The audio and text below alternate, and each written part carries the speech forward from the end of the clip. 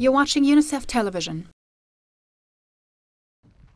On her second official trip to Chad as UNICEF Goodwill ambassador, Mia Farrow arrived here to witness firsthand the devastating effects of years of drought on the country's children.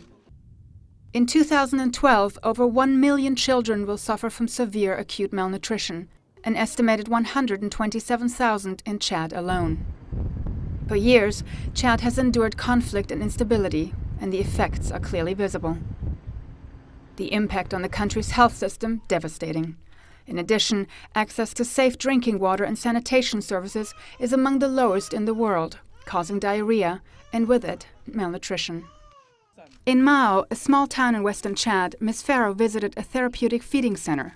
She spoke to the many mothers and held their malnourished children. Many of the mothers had similar stories. The child had diarrhea, fever and scabs on his head, so I took him to the Bira Health Center.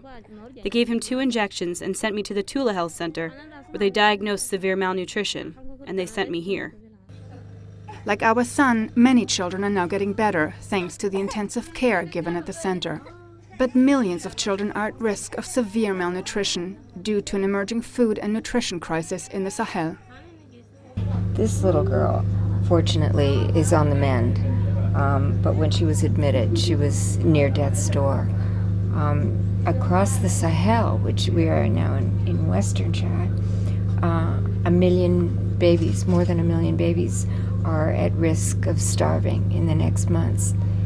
It's the desertification of this area. It's the repeated failure of crops year after year, and people unable to grow things, the animals die, and the children suffer. So without help, this little girl wouldn't be sitting in my arms. UNICEF and partners have been working with the government of Chad to identify and respond to the crisis. Last year alone, 68,000 children under 5 were treated for severe acute malnutrition through therapeutic feeding centers like the one in Mao.